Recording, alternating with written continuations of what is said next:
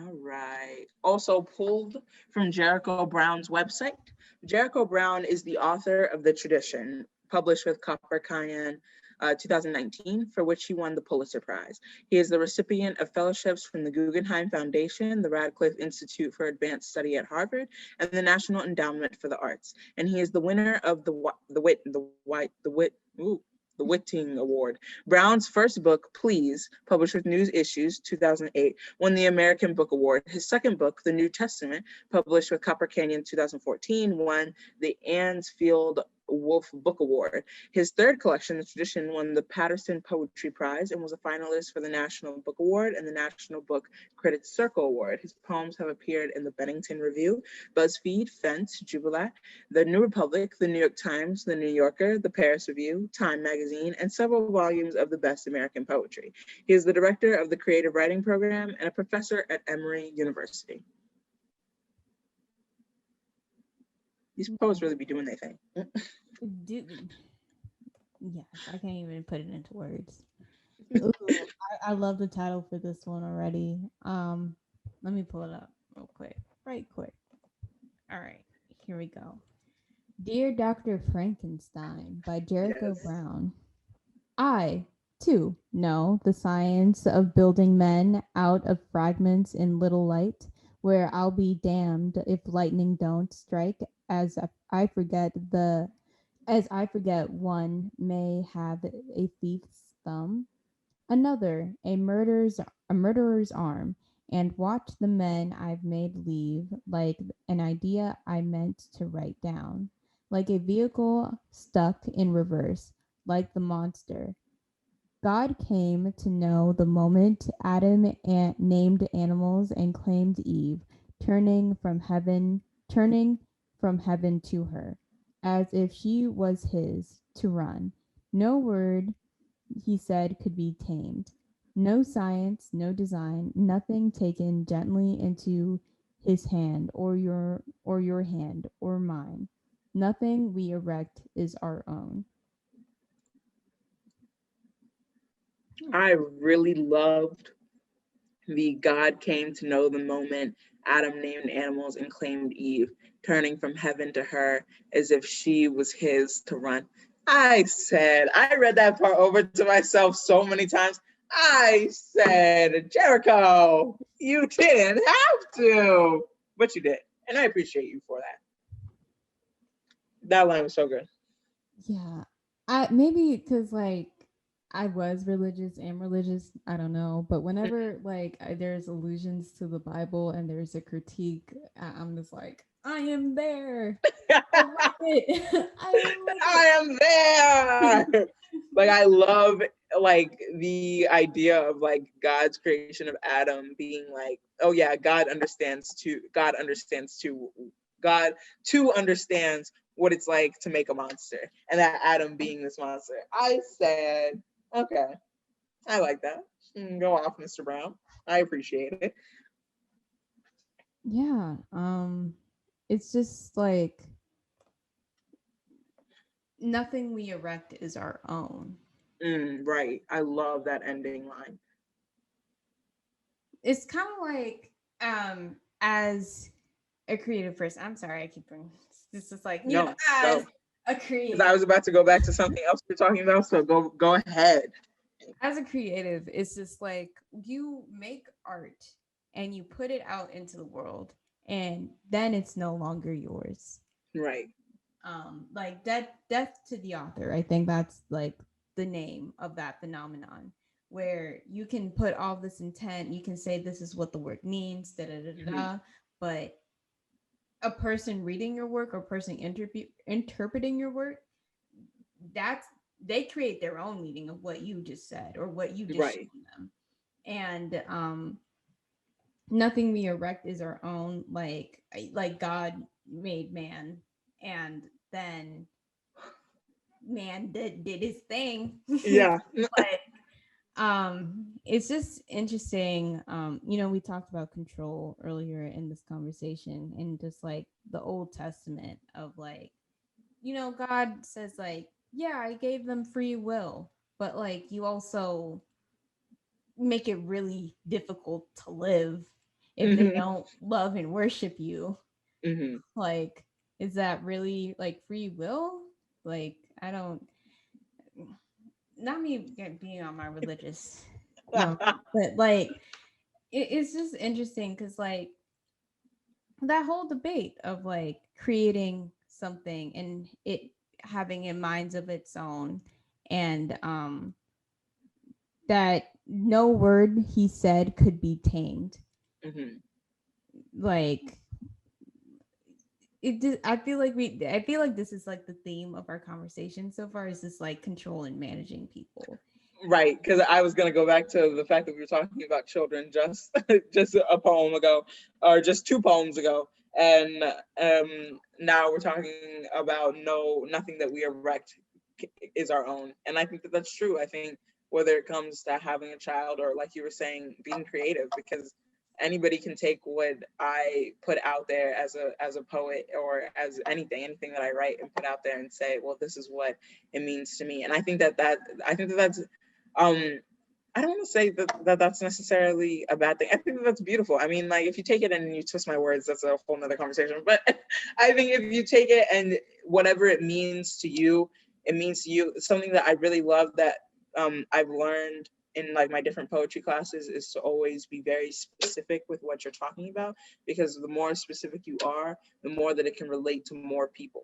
Because and I think that that's so cool. Like I think like being vague, people aren't going to relate to you being vague about something, but the more specific you are, the more that they can take that and translate it to, oh well, not that exact thing happened to me, but you said this and it reminded me of that experience I had. And I think that's really cool. I love that humans work like that. Like that we can't be vague, because people will be like, I don't get this, but if you go really specific, they're like, ah yes, perfect, I understand everything you're saying, even though I've never experienced your life. But I think it really speaks to the fact that like all of us are living the same life. Even if it's vastly different, very, very different. But all of us are living, like we're going through so many of the same experiences. And I think that's really cool. So I feel like with this, I really like this poem because it was just really good. But also that very last line just gets me. I love it. It could like spark so many conversations just from that very last line. It's true.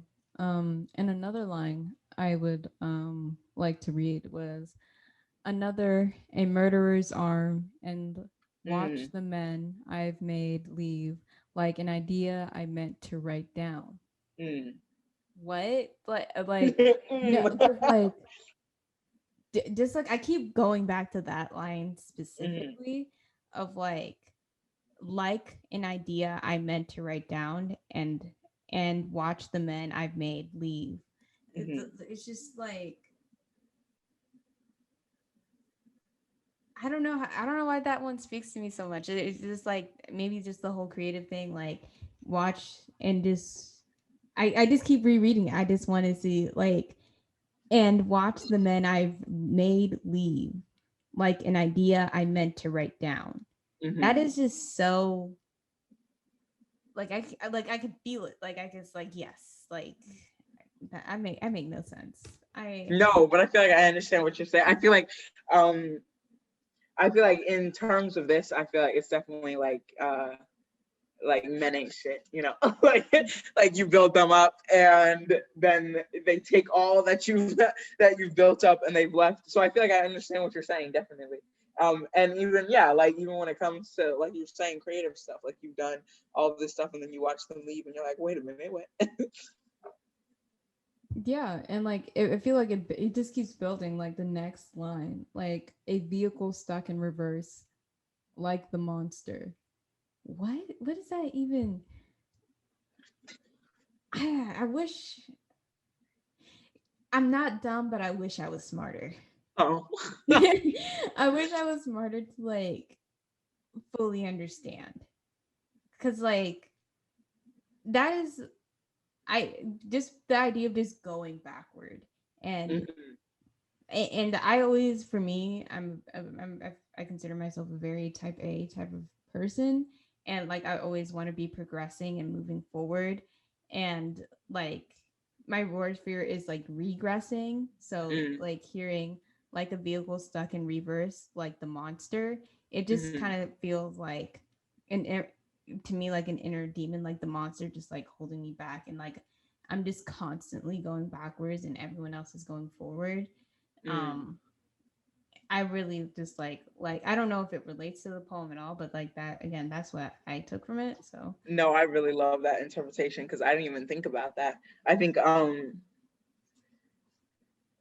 I don't know if necessarily reverse is the word that I would use, but I think something that somebody recently just said to me a couple of weeks ago was that you got to go down to come back up. And I think that that's been something that I've been thinking about of like, especially when it comes to like unpacking trauma, like you got to go like down deep in order to be able to move forward. And so, but to hear like that line, the way that you're interpreting it and the way that you're reading it, like it just struck something in me that I was like, yo, in reverse, like the monster. I didn't even read it like that the first time around. I read it so that the comma, it was like a vehicle in reverse, comma, like the monster God came to know. But like reading the actual line in reverse, like the monster, I'm seeing what you're seeing. And I don't know, that's really cool. I love that interpretation.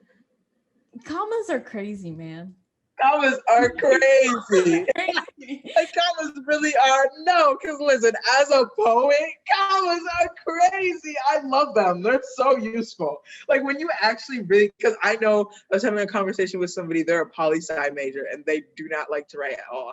And I was having a conversation about how they're like, I still don't even understand what a comma does. Like they're like, I'm about to graduate college and I genuinely don't understand what a comma does. And I was explaining it to them. And after I explained it, they were like, you can do that with commas? I was like, yeah, commas are amazing. They're great. I love commas. And especially in like poetry, because like it's an art, the artistry of like keeping that in a line, like a vehicle stuck in reverse, like the monster, keeping that in its own stanza, but like breaking it like in reverse, comma, then it reads like the monster God came to know the moment Adam da da da da. It's just like it's interesting what they keep in a stanza and what they keep Right. together with the commas. Right, because a comma in itself is already a pause, but then you have the actual line breaks of a poem. And so you're playing with pauses with the commas, but then line breaks as well, and then stanzas being, oh, it's great. I love it. Commas are perfection. Perfection. Yeah, like this is and I don't know, like I feel like I'm getting not better, but like I feel like I'm enjoying the more I'm reading these poems, the more I kind of like get into actually reading them. Like the first line of the poem is like, I too know the science of building men.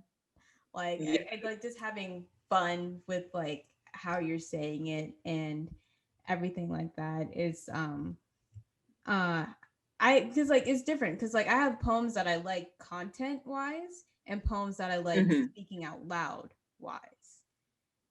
Like they're sometimes they're not the same. Like sometimes I like saying this more than like the actual content, the meat of what I'm saying. Then sometimes I just like I can't understand, I can't say it out loud, but I like what it is saying to me. So And I really like, because I know at the beginning we were having a conversation about how your experience with poetry has been trashed because of the American school system. And I know that a lot of people say that their experience with poetry has been trashed because of the American school system. So I'm happy to hear that you're saying like you're having fun reading these poems, because I think reading poetry is so much fun. And that is one thing that by the time that I'm laying on my deathbed, I want to revolutionize how we teach poetry in the American school system, because it's killing poets. It's killing us, because poetry is so much fun, and the American school system, it's killing us. That's my tangent of the day. So yeah, we read all of the poetry. Oh no, we have one more poem. We do. Oh, Psalm 150. Yeah, from Jericho Brown. Okay, my bad. I'm going back. I already like the name. I had to look it up. And when I looked it up, I was like, oh, this is good. I like this. Okay. All right, cool. Psalm 150 by Jericho Brown.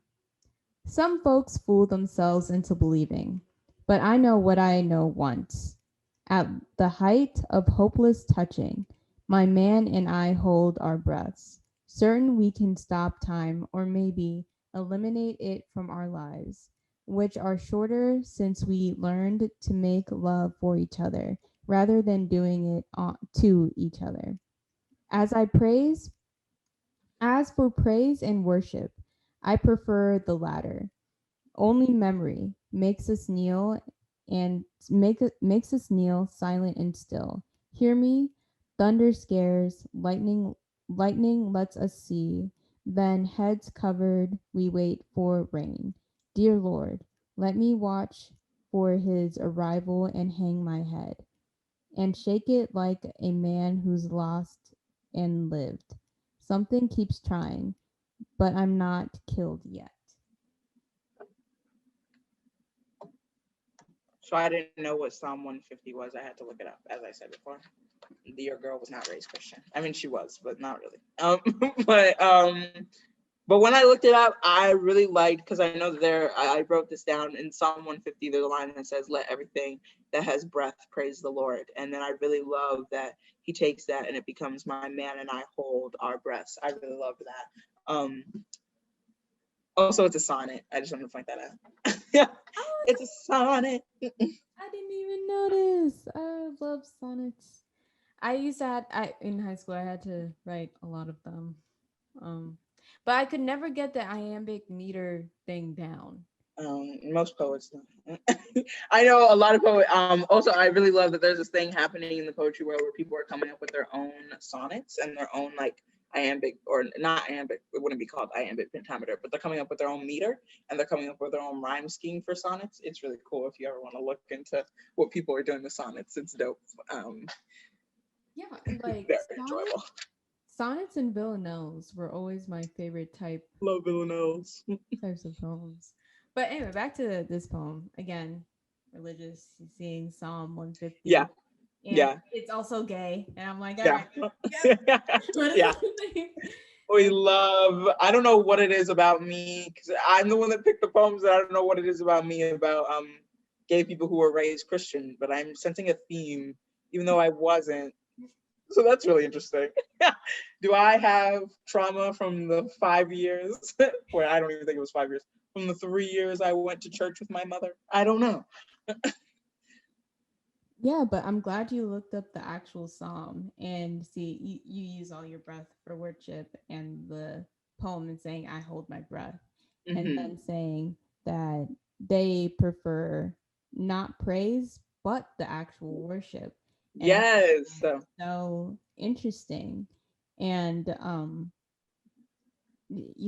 like the last stanza before the what's it called, the couplet, the last The couplet. couplet. The couplet. I remember things. I remember. I don't know why couplet got me. That sounded like something that they would say in SpongeBob. Couplet. The last stanza before the couplet was Mm-hmm. make us kneel silent and still, hear me, thunder scares, lightning Mm, let us see, then heads covered we wait for rain, dear Lord, let me watch for his arrival and hang my head. mm. Because like let's go over the structure of a sonnet. I feel like the Italian sonnet, there's always like a twist in the end of Yeah. a sonnet that kind of illuminates the whole message. But this is Mm, looks like a Shakespearean sonnet. If yeah. I'm not, I'm I really think you're glad I right. took AP Lit. Anyway, She said, I remember everything from AP Lit. no, the only thing I'm telling you, when I was in high school, I could only bear the sonnets. Everything else, every other poetry, Really. I really liked because it made the most sense to me. Hmm. The structure wise, like I like the structure again. Like chaos scares me, so Right. like this nice Oh, structure. that makes sense. So you like sonnets and Yeah. villanelles. I think you would also like pantoons then. I think you really like those. All right. After this, I'm going to write down suggestions for Pantoons, but yeah, so but going back to that what I just read of like it just reads to me it's like again that Hmm. control of religion and Mm. let me watch for his arrival and hang my head. That just the shame that comes with Mm-hmm. like being gay and like being Christian sometimes. I'm just like, you know, that I just got that whole vibe from that last stanza. Mm-hmm. And in the couplet where it's just like, and shake it like a man who's lost and lived. That was good. That was good. Mm-hmm. Um Again, and I feel like this theme I'm seeing in these poems of like living but not having like thrived. Like I Right. feel like in Oakland, I saw that there, and I'm seeing it here as Mm-hmm. well. Of like that, like I want to express myself, but it's just conflicting with this thing I grew up in, and Mm-hmm. navigating through that. I think that's cool. I going back to that same line, the dear Lord, let me watch for his arrival and hang my head. I really liked going back to Psalm 150. I like the use of like the let, because everything in that psalm repeats or it starts with let. And I really like the that he's like almost like asking. Like there's no question mark, but you get this idea that he's like asking, like, dear Lord, like, will you let me do this? Will you let me watch for his arrival and hang my head and shake it like a man who's lost and live? And I don't know, there's something about that that's like there's no question mark, but you get the feeling that he's asking, Lord, will you let me do this? And I It's really like like that feeling. it comes off as like desperate, and I'm not saying that Yes. negatively, but it's just like No, but I understand what you're saying. I want to do this thing. Going back to the first poem, like I want to make a queer space in religion. Mm-hmm. God, will Mm-hmm. you let me do this? Right. And Right. And it's like not even like I want to, but I need to. Like that kind of desperation of like, I need this here. Will you please let me do this? yeah, and like there's this whole language about the Bible that kind of sometimes bothers me about like I worship at your feet, I am your servant, da da da da da.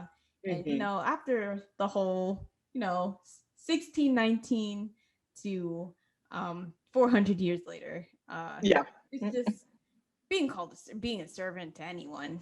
Yeah. Um It's it's it's a little bit of a touchy subject. it's a little bit in like make us kneel silent and still. Like I don't like that. Like I don't, and I hate that I have to ask permission, like Mm. to just live my life.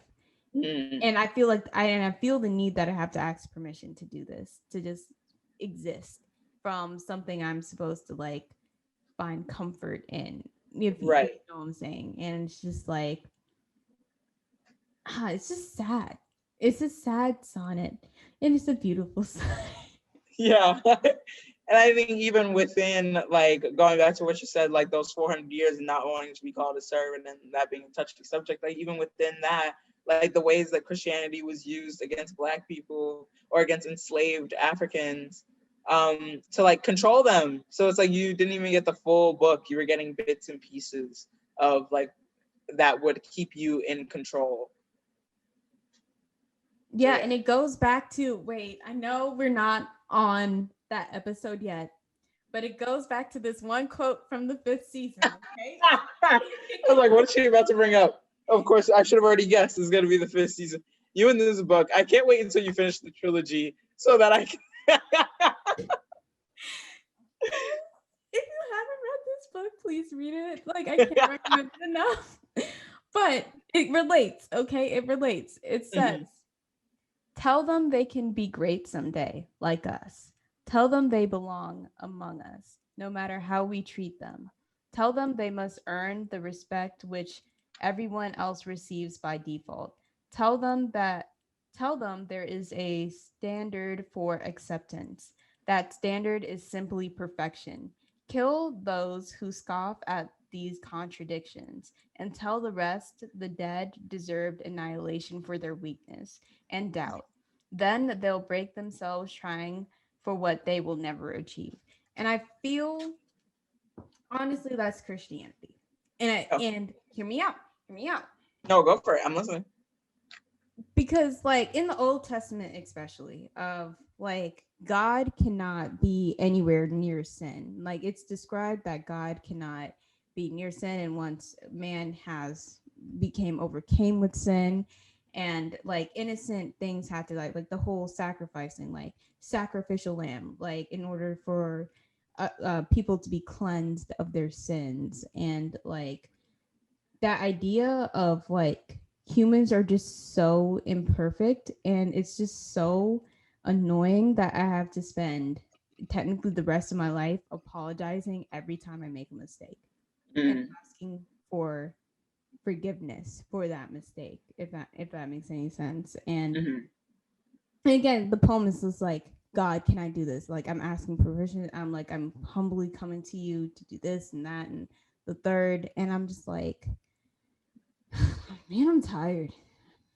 I'm tired like of that. And like relating to like what I just read about how like slave masters used the word like Christianity to control like enslaved Africans, is that tell them to like this perfection that they cannot reach. And I feel like it's intertwined with like Christianity of like that protection of being as pure as snow, white as snow, like that language, pure as snow, white as snow, like no sin. And like even like language is important. So like having purity and being equated to whiteness, and being sinless, and blackness being equated to like sin, and everything like that. It's just so it's just so there. And like I feel like black people that have trauma hurt, I'll speak for myself, it feels mhm. like that need to that shame, that need to like, hey, I'm asking for this, can I have this, like I don't know, maybe I'm just talking in circles and I apologize, No, no, no. but it's like that whole thing of make us kneel still and silent, or silent and still. And it's just, hanging his head, uh, all of that stuff. So yeah, I talked enough.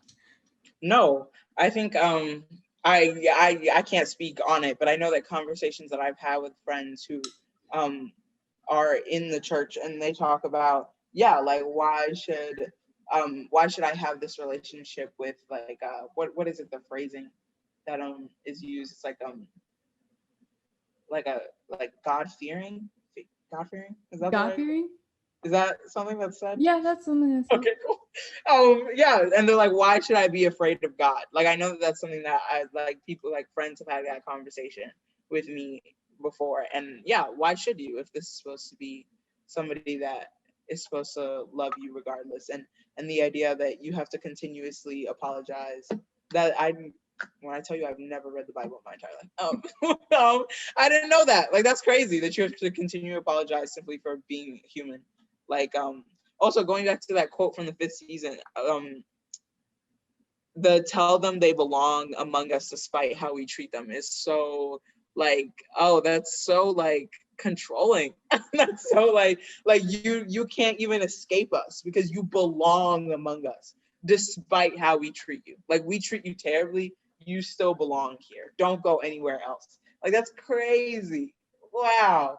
I've heard you read that what like two times now, but this is and then I've read it once myself, and this is now that I'm hearing it, I'm like, oh my God. Like you could treat them terribly and still be like, but you belong here. Like this is where you're supposed to be. So you just have to take how we treat you. That's crazy. That line really stood out to me this time when you read it. Yeah. Now, and I'm telling you, the first time I read it, I was just like, I didn't have to bookmark it or anything. I would just be Mm-hmm. like page 76. That is Mm-hmm. the quote. That is the Mm-hmm. quote. And like, just going quickly back to this poem of it's just like I made a piece called, I say go back to this poem that I'm talking about something else. But yeah, I made this piece a while ago of like myself like burning in flames, and like Mm-hmm. moths crawling on my back, and like they're the moth that symbolizes death. And the whole thing was like, in the title of the piece was good but damned, like that whole thing of like, you can be the best person but you can still be damned to hell because of your sexual or gender presentation, orientation, whatever. And yeah, it's just there's just so much church hurt. And the control, yes, that's what I remembered. Talking in circles again. But the wrath of God, it's Hmm. the Old Testament said, I'm gonna go crazy with the wrath, like Oh. with the and I went to like a talk about like how people are like indoctrinated in like Jehovah's Witness and like fundamental Christianity, and how you tell a child from when they're like 5 years old that you're going to like burn in hell for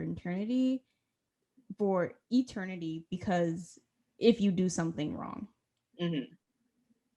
Think about that. Like, no, genuinely, like I remember being told when I was so young that I will go to hell, like this place where I'm separated from my friends and family, and I'll be in continuous pain for the rest of existence.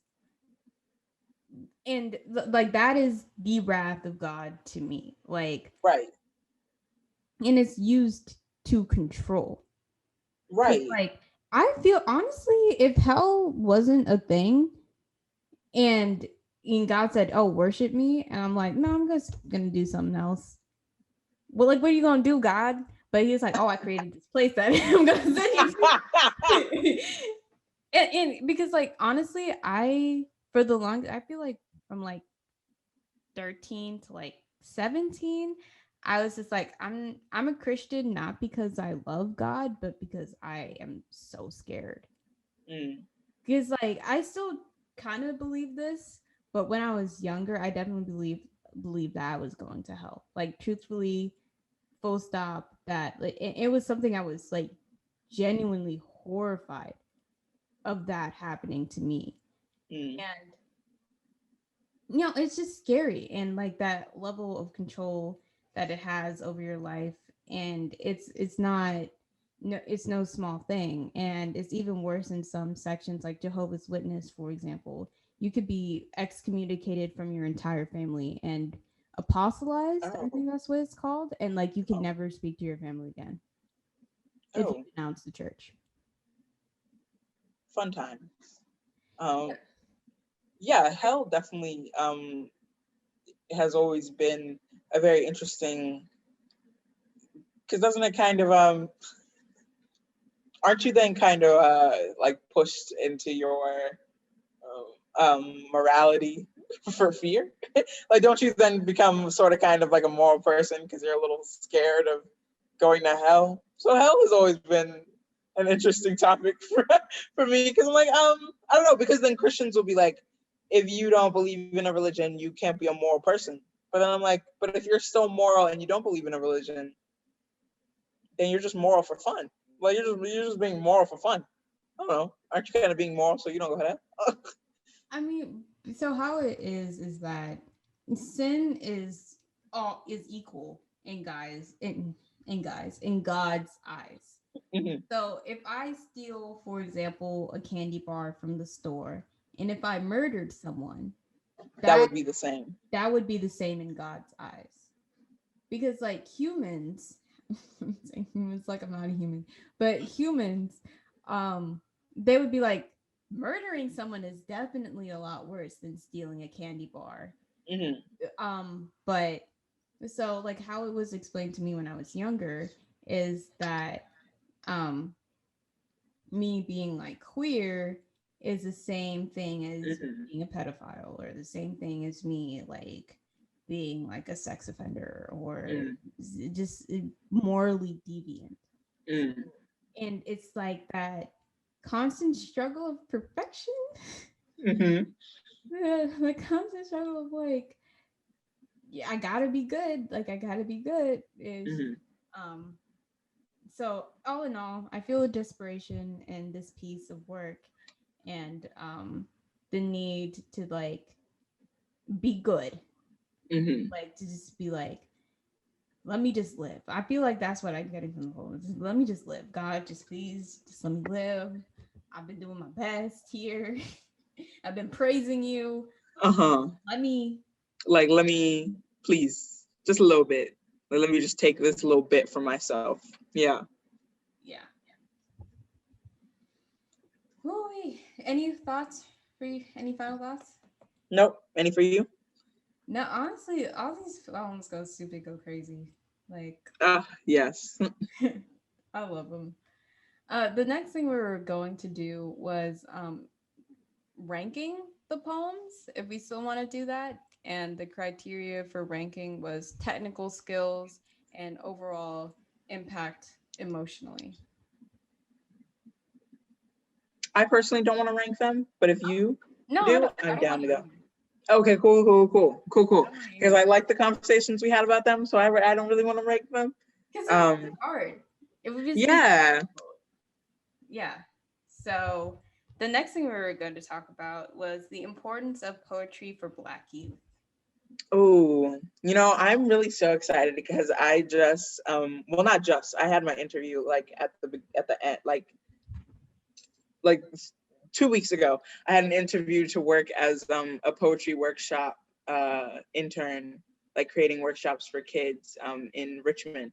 And I got the job and I'm so excited. And so that's one thing. Like, and at first when I got it, I was like, oh yay, like a job, because I've had jobs before. Like I've worked in restaurants and whatnot. But like a week later, it really sunk in that like this is like gonna be like my first job that isn't like like, I mean, like, yeah, I'm serving the kids, but it's not like service based. Like no one's gonna tip me. Like I'm just going there and like doing my job. And it's like actually something that could lead to like working with youth and poetry. I don't know, that hit me, and ever since then I've been so excited. But that's to say, poetry is so important, or at least writing. Your audio cut off for like a moment. Oh, can you hear me now?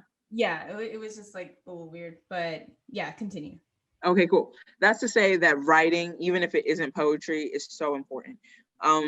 Or at least some form of getting out everything that's happening. Because even if you aren't, one question that they asked me during the interview was like how is writing important to you, or like in what ways has it been important to you in your life? And I said, like, when I was young, I would come home from a terrible day at school and come home to a terrible home life and be alone and be writing. And even though, yeah, in so many ways that saved me, the way that if I could have gone somewhere with other people who also loved writing would have been so much better. And that's not to say that me writing alone wasn't amazing, but writing with other people would have been just like, it would have made me feel like I still belong. And doing it alone saved me, but it didn't make me feel like I still belonged somewhere.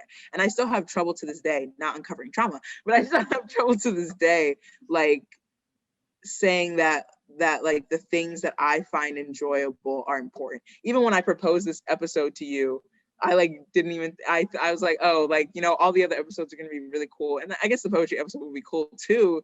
But it's like, why do I still have that mindset of like the things that I love aren't important? Like, why was I still like the other episodes are gonna be awesome? And then it got to the poetry episode. Even when you're like, can we switch the episodes around and do the poetry episode for the third episode? I was like, oh my God.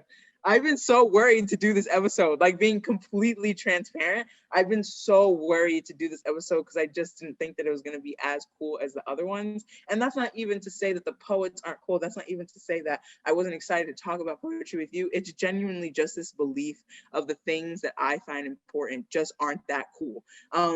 But it's like, I feel like if I would have had a space to go to write with other people, I would have such a different idea of poetry being cool. And I do think that poetry is cool, don't get me wrong.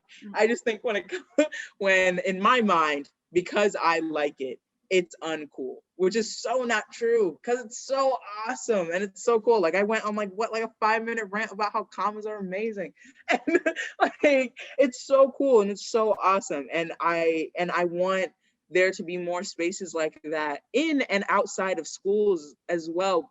Like outside of schools, like people are putting together the spaces and that's amazing. But like the conversation that we were having where like people are having terrible times learning about poetry in school. And I want that to be a better time, because while like I want, like, the structure is so cool, but I also want the people who thrive on chaos to know that you can write a chaotic poem and it's still a poem. Like, I want people to know that. Like, people who love sonnets, I love that there's a space for that. And I love that there's a space for people who love villanelles and pantoums and those are the only structured ones I know. I love that there's a space for that. But I also want the people to know that you can write chaotic poems and that those are still poems. So in general, I think that some kind of release, artistic release, because I think it would also just get into people's heads that you don't. I feel like a lot of people are like, I can't write because I'm not creative enough. Or even me, I say this all the time, like I can't draw because I'm just bad at it. But it's like, no, art is just something you practice. Like it's like with anything else, it's got to be something you practice. If I actually took the time to sit down and learn how to draw, I could be a really good artist. But it's like it's just something that you got to practice. And yes, there are definitely people who are born with that, but it's also like they still practice. It's not that they were born with it and then that's it, that's all they got. No, they still go and practice. So I just feel like having spaces like that would also teach kids, because it's also not even teach kids, because kids know that like this shit don't matter. Like kids will write some of the most fantastic poetry better than adults will, because adults have in their heads that they're supposed to do this and they're supposed to do that and they're supposed to do this. The kids are like, I don't know anything that I'm supposed to do, so I'm just gonna put everything down on a page and make a poem. And it's so good. Like some of the best poems I've read have been from second graders. Like because they don't care and their minds are everywhere and the creativity hasn't been stifled. And so I feel like that's why it's really important to like feed creativity and teach kids that you're not supposed, like there's no supposed things that you're supposed to do when it comes to writing. You just put it down on page and then you clean it up. But there's that's all right. Yeah, going off of what you said about creativity being stifled as you grow older, I was actually having a conversation with some of the people I work with. They were all animation dudes. I was talking and they were just like, yeah, these kids just like make things. Like they just do what they want. And like it's really cool seeing like what art they make. And how quickly they pick up like the programs and the softwares and how easier it is for them to learn. And we were talking about how it's harder for adults to learn. And I was saying, as especially for like an art, like a visual artist, I feel like immense pressure that, again, like I talked about this earlier, but like I feel like I'm always behind. And I feel that when you are like 14 and people are like, oh, wow, you like did this. This is so cool. Like, wow. Da, da, da, da. I'm not saying you're supposed to make art for other people, but like we grow up in a world where people just Validation is cool. validation is cool. And but if I were to make the same piece as I did when I was 14, or they would just be like, oh, you're supposed to do that. You're old enough. At this age, yeah. You're Yeah. supposed to be at that level. And There's like this expiration date for creativity for some reason. And that's a little weird. Y'all should stop doing that. yeah, and it's just like it's embarrassing for adults to learn new things. Like I feel like there's an expiration date on like, oh, you're supposed to like know this program already. You're supposed to like know this already. And I'm just like, there's this thing where you're supposed to like reach 18 and learn to everything. Yep. Learning stops. After you graduate college, why are you still learning? That's stupid.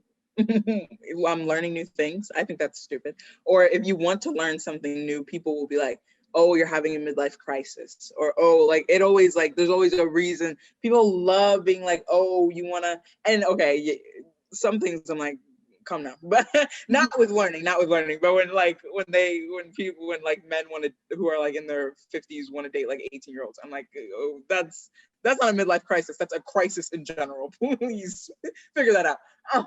But like, why is it like you hit 50 and then you want to learn how to, you want to become a trapeze artist and you want to learn how to do trapeze art, and people are like, oh, you're having a midlife crisis? Because like, why is there expiration date on like fun? Like only kids can have fun? That's weird. And like people, I remember having this conversation people with somebody, and people put this like idea, I hate the word mature and maturity. I think the way that people use it is so stupid, because they're be like, oh, you like that? You're so immature. Like you're like at some age, you're just supposed to like, you're supposed to, all of this time as a kid, you took this time to get to know yourself and to figure out what you liked. And then when you hit a certain age, everything that you liked as you were growing up and you were getting to know yourself is just supposed to cease and desist. You're just supposed to figure out entirely new things that you like. It's like, no, if you like cartoons, like cartoons. Like, why is there an expiration date on liking things that are fun? Y'all are weirdos. And then y'all want to be like, my life is miserable. Yeah, it's a self-imposed miserable. You made it miserable because you wanted to be mature. Fuck being mature. Yeah, and like the importance of teaching like Black youth of play and like the importance of play Yes. and that I went to a high school in Richmond, a public high school, and you know, we were just like the teacher said we went to an art club, and the teacher said they just need to see people that look like them talk about art because they Mm, genuinely believe that art isn't for them. mm, They believe it's for rich upper middle class white kids, not them. mm. And why shouldn't they believe that if that's the only thing that's being represented? Like, Exactly. ugh. So like I go over there and I see a lot of these students just draw money. Mm, Like they don't draw anything else. They just like I want money, so I'm going to draw money. mm, And it's just like just hearing cuz like I'm from Maryland.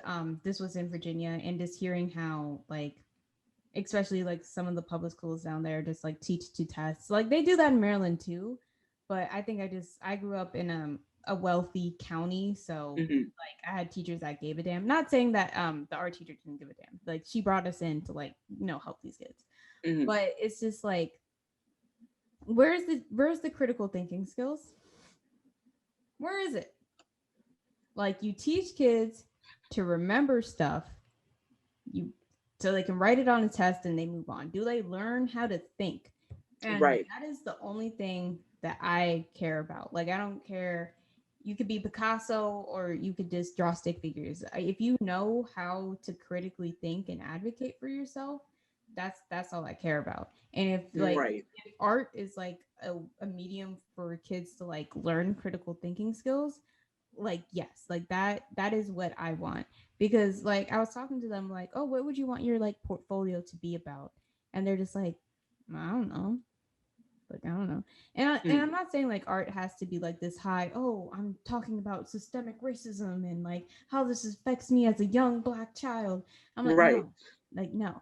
My concentration was about time of all things. Mm-hmm. And just like I read a paper on the second law of thermodynamics for my chemistry class and I was just like, Mm, what if I made this into like an art piece? And like thinking of ways to visually represent what I read in that research paper, mm-hmm. like that type of creativity. Like it doesn't have to be hard all the time.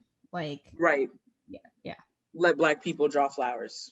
Um, let Black people write poems about flowers. Yeah. No, I agree. It does not have to be hard all the time, but definitely like, and I mean, let's be honest, the American school system teaches to remember because if they taught us to critically think, more people would question the American school system and America in general. People say that's a conspiracy theory. I don't think it's a conspiracy. I think it's just truth. Yeah. Like I think that's just what is accurate. conspiracy about that? Yeah, there's no conspiracy about that. I think it's just accurate. The American school system doesn't teach us to think. It teaches us to remain loyal to the American public, the American government, not the American public. But yeah, I agree. Like as long as there, like I feel like art definitely does fuel create critical thinking. And I love like things like that. Like I think that like people who are really like creatives who are really in tune with their creativity can do things that like read a research paper and be like, this would be a great art piece. Like I love those kinds of connections and I want that to be occurring for everybody and not just it be this like, oh, I'm a creative, so I can do that. It's like, no, everybody should be experiencing that. Like the things that I experience in my daily life that I'm like, oh, that would be great as a poem, or that would be great as a script, or that would be great. I want to write something about that. I want everyone to experience that because I think that's really cool. Like critical thinking is so dope. Like it's so dope. It's really cool to do. We talked about this last episode with our YA Black fantasy YA literature about how um like they were not teaching American history in schools, and how some Mm, teachers, I wouldn't even call them teachers. They're not teachers. So how like some people that work in a school that happens to teach kids, or not even know, teach kids to remember things. mhm, mhm. How they're just like, yeah, I don't want critical race theory, aka Because history, it makes me taught, uncomfortable. because like then they're gonna start blaming white people for everything. Well, I don't know what when to you've use. done everything, I don't know what to eventually you will have to take the blame.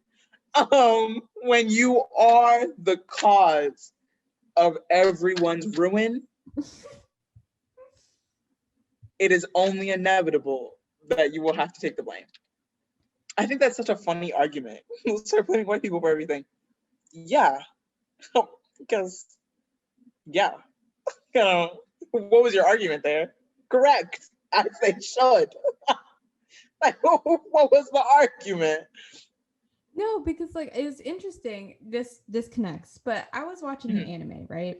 mm-hmm, And the anime was about these white hair, blue eyed people that force section 86 of their country, that's like diverse in population, to fight in an army against these aliens, right? mm-hmm, And the main character is just like, she's like blue hair, no, white hair, blue eyes, and she's talking to like the general, and she's just like, can we not do this, can we not lie to the public, like can we fix ourselves please? uh-huh, And the general said that we're too, it's too late, we're ready to end it, because if we do not, if we keep, if we do admit our mistakes, history will see us as the bad guys, and we cannot allow that to happen. So mm, we're just gonna keep doing what we're doing, and mm, that reason was so interesting about how they don't want to be seen as the bad guys. It's about them and not doing the right yeah. thing, and that was just so interesting. Oh, the anime is called 86, by the way. Okay, cool, cool. Mhm. That is very interesting. And I think it very much speaks to, like we said earlier, like white people will shake in their boots to be called racist, but won't actually work to not being, won't actually like work towards anti-racism. They'll just continue being that person. They just don't want to be called out on it because it's the calling out that makes them uncomfortable, not the fact that they are racist. And I'm just like, y'all need to be better people. Like, y'all ain't tired. I just feel like I'm so tired. Y'all not tired? It's so much work to be hateful. Mm. But going back to our question, why is specifically poetry a good thing for Black youth to learn? You asking me?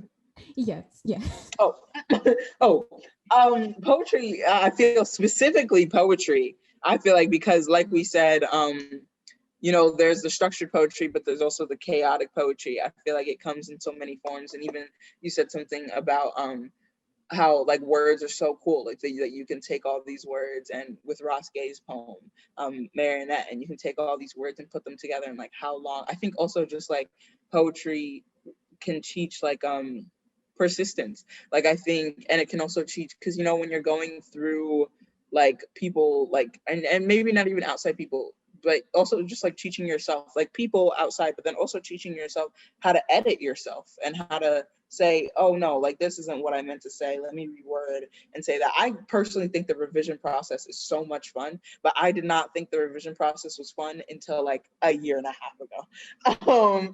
And like before that I was like, oh, revision, I don't know, it looks good enough. Like, but I think now like the revision process is so much fun because you get to like refine what you're saying. Like I think definitely throw it down on a page. And I forgot some when I went to this poetry workshop, the woman who was leading it told us like there are four people that you are when you're writing. And the first one is the madman, and the madman just throws everything down on the page. And then the second one is I wish I could remember. The second one I can't remember. The third one was the architect, and that's when you're building it up. And then the fourth one was the judge, or I think, yeah, the judge, when you're like then critiquing it. And I wish I could remember the second one. But I really liked that way of looking at it, that you are these different people when you're going through poetry and writing in general, but poetry, since that's what we're focusing on. And I think that's a good way of looking at it, because I think sometimes as creatives, and I'm not going to exclude myself from this because I do this shit, but as creatives, I think it can feel personal when somebody doesn't like our work, because it's like, this is a part of me. But I think looking at it as you are these four different people, and these four different people are doing four different things, I think that's really cool. Not to say like dissociating yourself from your work, but I think having enough distance between your work and yourself, so that if somebody says, I don't like this, it doesn't sound like I don't like you. It's just, I don't like this. And I think that's something that I have learned recently. And it has been through writing, of like knowing that without a doubt, I am a good writer. I am a great writer. I am great at what I do. But sometimes I'm going to write some shitty shit. And that's perfectly fine, because everyone's going to write bad shit. But that doesn't mean that I'm not a good writer. And I think through poetry, like I think that like you can find that. And I think through a lot of mediums you can find that. But through poetry is how I found it. And I think that's really cool to know about yourself. Teaching kids how to fail. Yes, we love failure in this house. We love failure in this house. Because that's what I was talking to those animation dudes about. Like, it is so. We need to get rid of this embarrassment around failure, and it's so ingrained. Mm-hmm. And I'm gonna hate to be like, just I'm gonna Photoshop a Joker mask on me. It's like we live in a society, but we do, and it's just the fact that I just being like failure and like learning how to take feedback is just something we're so Mm, so mm. lacking. It's just we're just The lacking. learning how to take feedback is so important. The amount of classes that I've been in where you will try to give somebody feedback and they'll argue with you about it, it's just like, and I think learning how to take feedback and understanding that simply because somebody gave you that feedback, that doesn't mean you have to take it. Like that doesn't mean that you have to like run with it. But I think being able to sit there and hear what they're saying and decide for yourself, does that work for what I am trying to say in this poem? I think that that's something which I think goes back to critical thinking, because I think a lot of the times people will hear what people are saying and it feels like an attack. And I think if we were taught more how to critically think, I think people would realize that you get to pick and choose what works for you. Like you don't just have to take what people give you. Like you can literally pick and choose. Like you, like nothing in this life, like like you are a sack of meat on like on like a rock floating in the middle of a universe, pulling, it's being pulled by gravitational pull. You can't see gravitational pull, you just believe that it's there because it's working. And so it's like, literally build your life however you want to build your life. Like take what you want to take and throw away what you don't want to keep, or pass it on to somebody else, because simply because it doesn't work for you doesn't mean that it won't work for somebody else. And I feel like, I know that was a very big idea, but I feel like that works with poetry. Like I feel like it works because taking the feedback hit a nerve. The amount of classes I've been in that people will argue. It's just take the feedback. No, listen, girl, like I'm a visual artist. And the amount of times that so here's the thing, Mhm. right? I feel like taking feedback, yes, but not taking shit. Oh no, yeah, there's a difference. Don't let nobody shit on your shit, but taking feedback, yes. Yes, and knowing when to defend yourself. Because Mm-hmm. I had this experience really quickly freshman year. I did this piece. I worked really hard on it, and it was a group project. I was making like this 8-foot sculpture, Oh and my god, I remember that. yeah, and part of My this, friend was in arts foundation, so I remember when she did it. Yeah. yeah. So like the assignment was originally to like make it stand by itself, but like Mm-hmm. we were running out of time, so then my professor was just like, "Oh, just make it hang on the wall." But I was Mm-hmm. like, "No, I'm going to make it stand. I'm going to like figure out how to build it in a way to make it stand." And so there was originally supposed to be another girl in the group, but she dropped out of art school. And Oh. so it was just me and this other girl, And like, I'm giving her all these ideas. I'm working really hard. And when the critique comes, blown apart, nitpicking me on the smallest things, the smallest things. They had one person had the audacity to say, "Oh, why were you reusing materials? I would have liked you to use more materials." The wood alone cost $50. Oh my God. The wood, just the wood, Right. not even anything else, just the wood. Not the paint costs like $30. So don't get on me for using stuff I found in the garbage and stuff I'm recycling. Don't that Right. pisses me off so much. But and one thing that really like hurt my feelings was, so the sculpture had silver hair, and I told the other girl to put silver hair legs on the sculpture, right? Mm-hmm. Because she was gonna use navy blue. And I'm like, why the fuck would you use navy blue? Anyway, so Mm-hmm. so anyway, that happened, and she was getting all the positive critiques, by the way. All the Yeah. positive critiques, by the Yeah, I way. was going to say, where was she that you were getting all the negative? She was white, yes. Mm. And I was just like, and like one person said, "Hey, I like how you matched the hair on the legs to the hair on the head." And you know Mm-hmm. what? I thought she would say, "Oh yeah, that was Winston's idea." Mm-hmm. She was like, "Oh yeah, thank you." But she was going to put navy blue. I actually cried. I didn't know how to defend myself. Like I actually just like started crying, and then the same nigga that said, Mm. "Oh, why aren't you using more materials?" He said, "Oh, you need to learn how to take critique." But y'all are just tearing you apart. And not the other girl either, because she's getting all the positive. So is it critique, or are y'all racist? Yeah, so Answer the question. I I lied and said it was dust in my eye, but no, I was genuinely crying. Uh Mm. but just like learning how to get tough skin and like defending yourself, that's something I learned in art school. And like someone can look at like that piece over there and say, "I don't like it." I'm like, "All right, cool." Okay. Right. I love that I've gotten to that place of like, I don't like it. Okay, cool. It doesn't work for you. It'll work for somebody else. That's really awesome. Move Yeah. on. That's what I want to teach these kids. Right. It's so interesting. One more story. How I work at a summer camp, and Mm-hmm. we have these things called the Golden Disc Awards. It's Mm-hmm. literally a disc spray painted gold, and I wrote Mm-hmm. Golden Disc Award on it with their name. It's actually pretty cute because I'm designing it this year. But anyway, Mm-hmm. so kids were crying when they didn't win the award. Oh. Tears, Oh. tears. And we're talking in our meeting, our debrief, and we're just like, yeah, we noticed all these kids crying.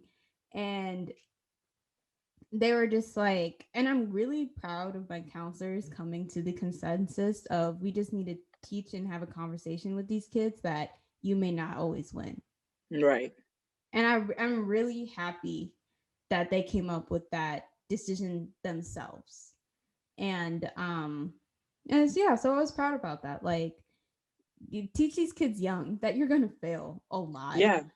But also that failing is not terrible. Like, it is not terrible to fail. Because I think if we can teach both that you're going to fail a lot and that's not a bad thing at the same time, I think that would do wonders for so many kids. It would do wonders. And that you're still gonna learn so much. Right. And yeah, with failure will come learning. And this may be controversial. It's not controversial. Controversial in a funny way. With failure might come learning, but also you may just fail and learn nothing, and that's okay too. That's perfectly fine. Not everything is a lesson, because I think sometimes, yes, things can be a lesson, but not everything is a lesson. Some things just suck, and I say that just because I know that some people will get stuck in this idea of like, oh, well, I had to struggle and fail and blah, blah, blah, and it's made me the person that I am today. But also, you could have not struggled and been a better person. I don't think struggle always leads to the best person. The other people will be like, oh, well, you went through everything that you went through. It made you the person that you are today. But the person that I am today can't set boundaries. And I think I think that if I was raised correctly, I setting boundaries would have been more fun than being the person that I am today. I think it would have been more fun. I was just about to say too, like we were bordering on the edge of like that hustle culture idea of like you could Don't fail even get me started on hustle culture. and like do all these things, and sometimes not everything has to have a value like that. Sometimes People it can love just exist. Like, oh, this didn't. I messed up here. Okay, all right. right. I know you watch As Told by Kenya, but something that she said recently in one of her videos, she said that like not everything needs to be capitalized on. And she's like, you know, people will always tell me, why don't you make a shirt with one of the catchphrases that I say in my videos? And it's like, because I don't want to. Like not everything needs to be capitalized on. And I think that that's so true. And I think another YouTuber that I watched, Damon Dominique, he said something along the lines of like, he had started a company with his best friend and now he's not friends with that person anymore, and he was talking about that, and he was just talking about how like people would say damn, I just lost my thought. He was just talking about how damn, it's gone. I'm so No, upset. nothing. Not everything has to be capitalized on. Not everything has to be capitalized on. And Damon Dominique was oh, he was talking because he had started this company, and he was talking about how when it got to the point where he had to start hiring other people like manager, well, not managers because they were managing the company, but people lower, when he started having to delegate to other people, right? He was like, one of the things that I really hated when I was running that company was being a boss. Like I learned that I hate being a boss, and that's something about myself that I've always felt like, oh, I really need to work on my leadership. They always push that you need to work on your leadership skills. That I need to work on my leadership skills. And it's not that I don't want to be a leader. I just think I don't want to be a boss. And I think that there is a difference between that. And I do want to like own my own, like I really want to open up a rec center one day, right? And like hire a whole bunch of people to teach different art to people in the community. And I think that would be really cool. And I think, yeah, I could definitely be a leader when it comes to that, but I'm probably gonna hire somebody else to do all the boss things. Like, I just know that it's not within my personality to do that. I think I operate a little bit too much on chaos to be a boss, but I think I could be an amazing leader. And I think like, that's definitely something that also needs to be taught to kids, that you don't have to be everything. You know, something that he also brought up in that video is that like he was talking with a couple other people in the video, but something that they all brought up was like, just because you're the person that started something doesn't mean that you're the perfect person to end that something. And so learning how to like pass things on, because like, and there's like a whole, they went into like this book that they were reading about like business, and this business dude was talking about how he had started a company, but it got to a point where he felt like he wasn't the right person to be running the company. So he said, so he gave it off to somebody else, and they made the company like a whole lot better than he said that he was like, I know I wouldn't have been able to do that. And I think, yeah, like knowing within yourself, I'm not going to be able to do this. I know that I can't be a boss. I know that it's not something that I can do. My brain is a little bit too scattered to know how to delegate things. But I think if I could give that to somebody else and they could delegate for me, well, I get to like, I'm saying I just want to laze around, but while I get to do the things that I find joy in, because I know that there are people that find joy in being bosses, and not like terrible bosses, but like good bosses, that find joy in delegating. I know there's people who love doing that shit.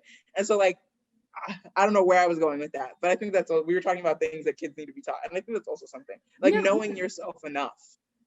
yeah, no, I feel like you made perfect sense. Like, first of all, teaching kids how to ask for help, learning how Yeah, to communicate responsibility, and also about being a like I'm a boss now, like too. I mean, I keep saying like, oh, I work at this camp, but like it's relevant. Like, yeah, I'm a boss where I work, and I do find fun in like organizing. Like, I made a Discord with all the channels. It's like, okay, here's all this. Like, I find that fun, but also learning. There are, especially in activism, knowing when to be like, I don't know anything about this, so I'm just going to ask someone for help to tell right. me. And like, I will still say, oh, here are all my ideas, and that person will compute in their brain, then make it happen. Mm-hmm. And that's fine. And especially as an artist too. I was talking to a professional artist, Paul Rucker. He's a mentor of mine. Hmm. And he was saying about, I just want to make art. There's just so many administrative things into being an artist, like a fine artist. And I didn't know that. And I thought, oh, that's interesting. But like, it would be cool if, like, you could hire someone to handle all of that business side and Hmm. focus on what you want to do. And going all the way back, teaching kids, one, how to delegate, two, failure isn't the end all be all. You can learn Hmm. something, you cannot. Then, Hmm. there were other points that we made that I'm forgetting. What was the one that we made right before the failure point? It was Critical thinking. thank you. Critical Yep. thinking. Look at our critical thinking skills. Yeah, that's all I want kids to learn. That's all I want. Right.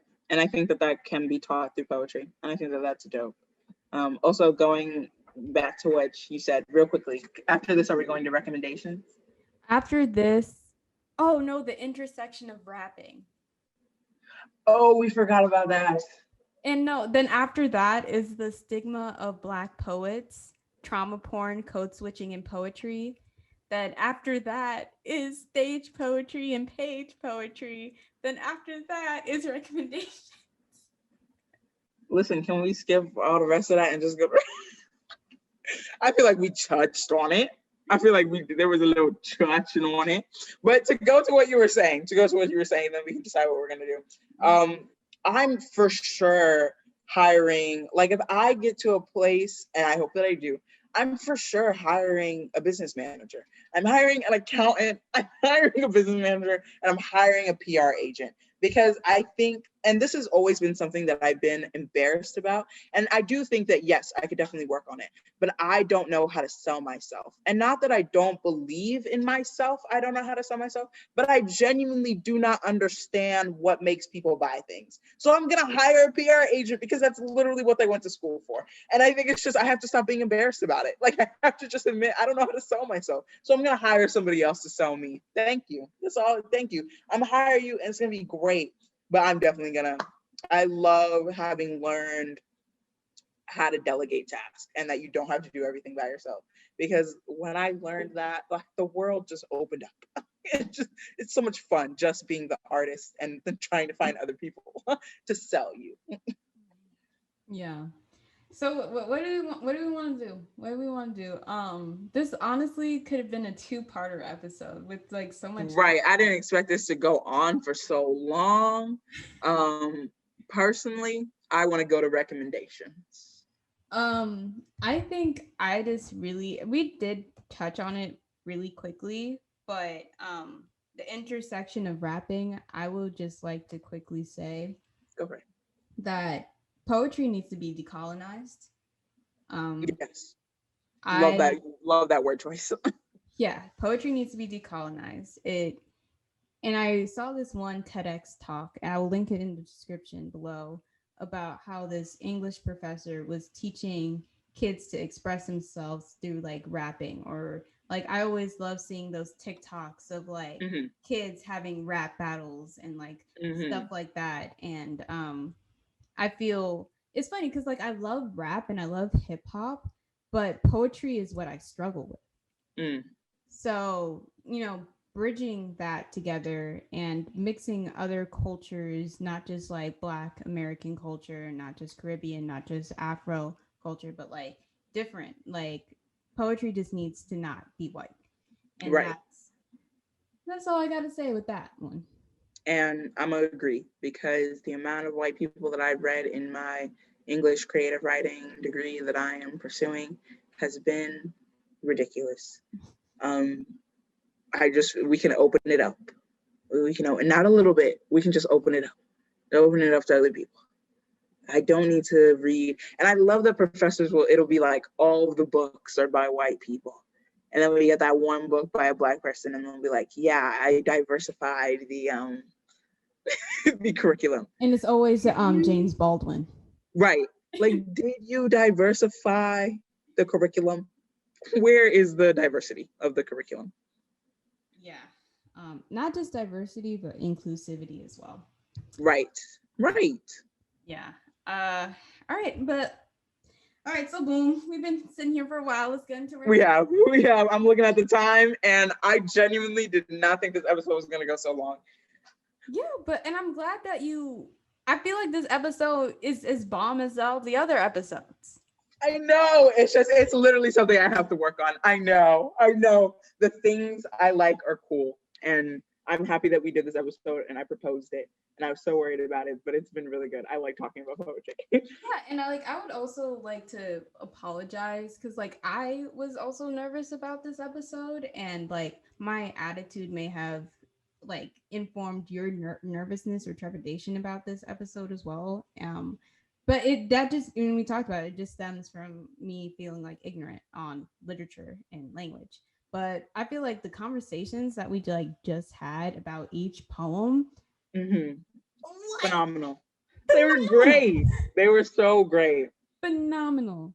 Yes. Okay. Let me get my phone. Let me see what music I've been listening to. Ooh, okay. While you do that, I'm gonna just say these 4 people: James Baldwin, Terrence Hayes, Audre Lorde, and Nikki Giovanni. Look into them. Those are my book recommendations.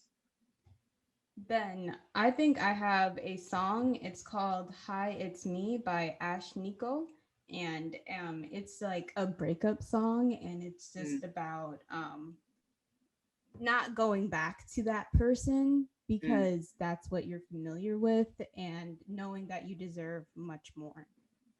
Love that. And then as for music, I'm gonna say these are just some of my favorite rappers because we talked about that intersection. So let's break that down. Chica, love her. Vince Staples, Kendrick Lamar. I mean, if you don't know who Kendrick, come on, man, you know who Kendrick Lamar is. No Name, because she's a spoken word poet who then became a rapper, and why not? Love that for her. And Amine. Go ahead, listen to all that. And find other rappers. Rappers are great. They do an amazing job with all the work that they do. All right, and with that is. Do you have any closing thoughts on? Nope, that's it. All right, bye, bye. That is episode 3. There we go.